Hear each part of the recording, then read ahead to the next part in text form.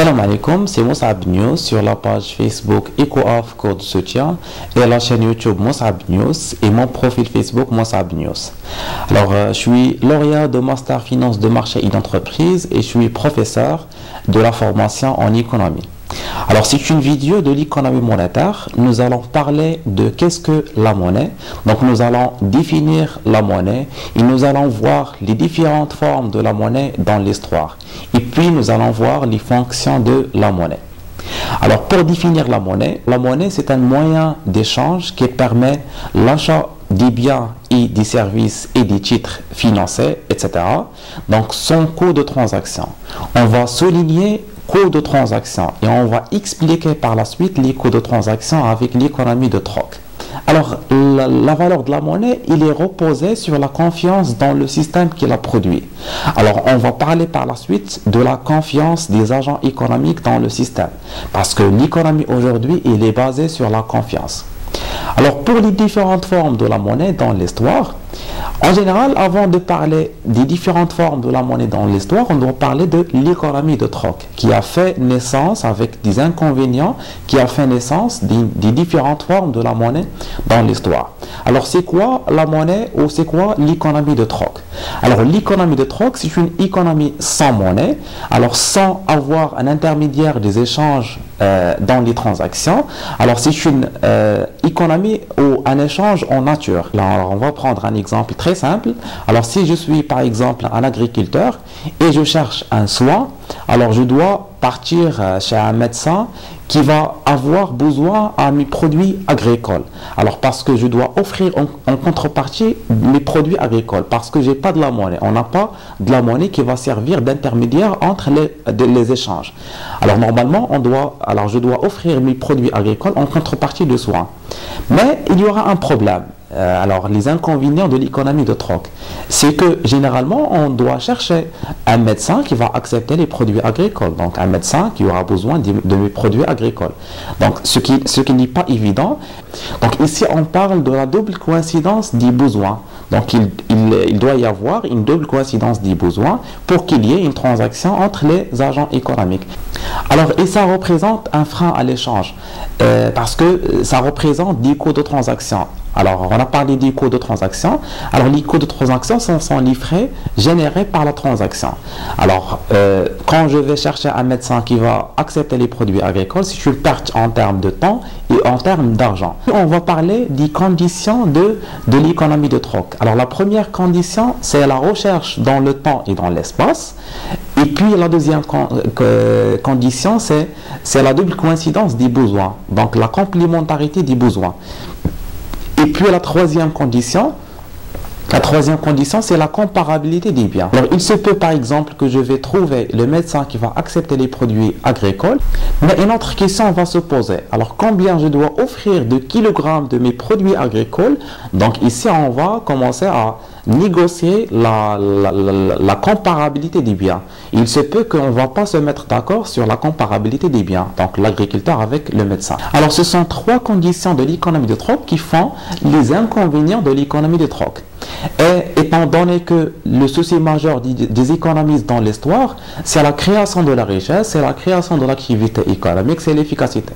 Donc l'économie de troc, c'était un frein à l'échange. Donc ça ne permet pas d'avoir un volume très important des transactions entre les agents économiques. Donc ça ne permet pas d'avoir une bonne activité économique. Donc on a pensé à une forme de la monnaie, on a pensé à introduire la monnaie pour servir d'intermédiaire des échanges entre les agents économiques. Donc, on a pensé tout d'abord à une monnaie marchandise. Et ici, il ne faut pas faire la confusion entre l'économie de troc et la monnaie marchandise. Alors, pour la monnaie marchandise, ce sont des biens matériels qui sont considérés par la communauté comme une monnaie marchandise qui va servir d'intermédiaire des échanges. Donc, on va se mettre d'accord sur un seul bien matériel dans toute la communauté. Alors, par exemple, il y avait des biens de consommation courante, le thé, le sel, le blé, etc. Et des biens d'ornementation comme les bijoux, etc. Donc, si dans une communauté qui vont se mettre d'accord sur le blé comme étant une monnaie marchandise, donc tous les agents économiques vont accepter le blé comme étant un intermédiaire des échanges. Donc tous les agents économiques vont avoir un stock de blé pour effectuer leurs transactions. Alors voilà. Alors mais cette monnaie marchandise a fini par révéler ses limites. Alors pour chaque forme de la monnaie, on doit savoir le principe ou la définition de la forme de la monnaie et puis les inconvénients de chaque forme de la monnaie. Alors pour les inconvénients de la monnaie marchandise, alors la monnaie marchandise, elle est pondéreuse, donc elle a du poids. Si on va imaginer une transaction de grand volume, par exemple l'achat d'appartements, donc on aura besoin de déplacer des camions ou des tonnes de blé pour effectuer la transaction. Et ça, c'est compliqué et c'est difficile dans la réalité.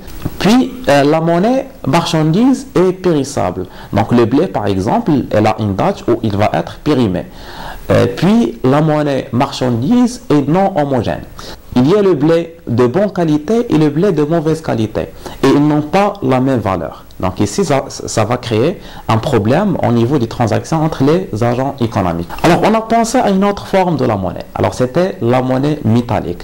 Alors, la monnaie métallique, c'est l'or et l'argent. Alors, on s'est mis d'accord sur une forme de la monnaie qui est la monnaie métallique, qui a une valeur intrinsèque. Donc, la valeur de la monnaie métallique, ça dépend du poids de chaque métal. Donc, normalement, dans la réalité économique, dans le marché des métaux précieux, donc ils ont déjà de la valeur. Donc la valeur est intrinsèque. Pour la monnaie métallique, on a commencé à utiliser certains métaux précieux comme étant une monnaie qui va servir d'intermédiaire des échanges entre les agents économiques. Donc on a commencé tout d'abord par un système monométallique où il y a la circulation d'un seul métal précieux, soit l'or, soit l'argent. Puis on est passé à un système bimétallique où il y a la circulation de deux métaux précieux en parallèle en même temps. Donc c'est l'or et l'argent. Alors on a commencé par un système de frappe libre où tous les agents économiques peuvent faire la frappe sur la partie de l'or ou de l'argent qui s'appelle les lingots, donc la partie de l'or et de l'argent.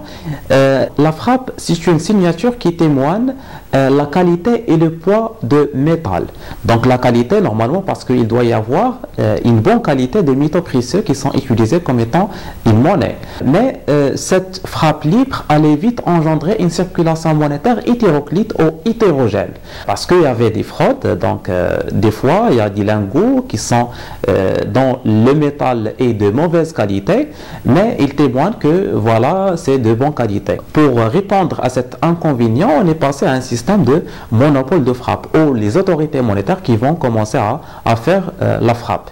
Mais même si avec les autorités monétaires, il va y avoir des fraudes, alors ça s'appelle les fraudes princières, où le prince ou les autorités monétaires qui vont faire la fraude, donc ils vont témoigner des métaux de bonne qualité alors qu'ils sont de mauvaise qualité. Cette problématique va engendrer une circulation monétaire hétérogène.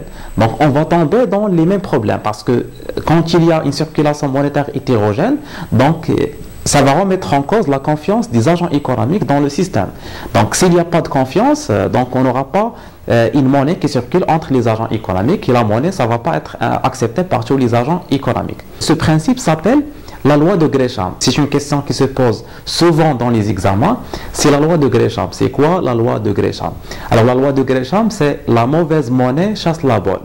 Alors c'est le fait que les agents économiques commencent à utiliser dans les transactions la mauvaise monnaie et conserver ou garder pour eux la bonne monnaie. Alors c'est suite à la circulation monétaire hétérogène. Quand il y a dans la circulation la bonne monnaie et la mauvaise monnaie. Donc les agents économiques commencent à utiliser que la mauvaise monnaie. Donc à un moment donné, on va se retrouver dans une situation dans laquelle il y a seulement la circulation de la mauvaise monnaie. Donc ça va remettre en cause la confiance des agents économiques et ça va être un inconvénient pour la monnaie métallique. Alors c'est la raison pour laquelle on va penser à introduire une autre forme de la monnaie. Alors c'était la forme de la monnaie fiduciaire. Alors la monnaie fiduciaire, fiduciaire c'est un mot latin, fiducia, qui veut dire confiance. Donc monnaie fiduciaire c'est monnaie confiance ou monnaie par confiance. Donc cette monnaie, ça va pas avoir une valeur intrinsèque, mais sa valeur, c'est parce qu'il y a une confiance dans le public, parce que la communauté a une confiance. Est-ce que le billet de 200 dirhams ou 100 dirhams, il représente un pouvoir d'achat de 100 dirhams ou 200 dirhams. Alors, si on va prendre une pièce de 5 dirhams ou un billet de 100 dirhams par exemple, alors 100 dirhams, il n'a pas une valeur intrinsèque. Le billet de 100 dirhams, il n'a pas une valeur intrinsèque, il n'a pas une valeur de coût de production, il n'a pas une valeur en termes de matières premières. Donc ça vaut rien en termes de matières premières. Mais il a une valeur parce qu'il y a une reconnaissance, il y a une confiance par le public, par la communauté. Alors la monnaie fiduciaire, ça va faciliter les transactions entre les agents économiques parce qu'il y aura une confiance par la communauté et il y a plusieurs facteurs qui font que les agents économiques ont confiance dans cette monnaie. Et puis ça va avoir un cours légal. Donc un cours légal, c'est que cette monnaie va être acceptée par tous les agents économiques. Et juridiquement, cette monnaie ne doit pas être refusée dans les transactions entre les agents économiques et par la loi. Voilà. Alors, puis avec la monnaie fiduciaire, il va y avoir une monnaie scripturale. Alors, la monnaie scripturale, c'était face à une demande de crédit importante. Alors, face à une demande importante, c'est surtout après la révolution industrielle de 1840, donc c'est au 19e siècle. Donc, on a commencé à construire l'économie, à avoir une économie industrielle, etc. Donc, à avoir des banques. Voilà, donc il y avait une demande de crédit très importante. Donc on a pensé à créer une autre forme de la monnaie, c'est la monnaie scripturale. C'est par le fait de donner des crédits, par l'octroi de crédit. Donc on a pensé à la création monétaire. Alors la création monétaire à partir de rien, normalement on n'a pas de contrepartie, on peut créer de la monnaie à partir de rien.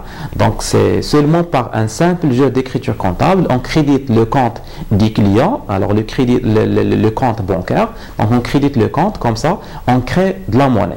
Donc généralement la monnaie scripturale, ce sont des comptes à vue. Alors ce sont des comptes bancaires à vue qui sont crédités, donc c'est de la monnaie scripturale. Et aujourd'hui on peut faire des transactions entre les agents économiques seulement par la monnaie scripturale.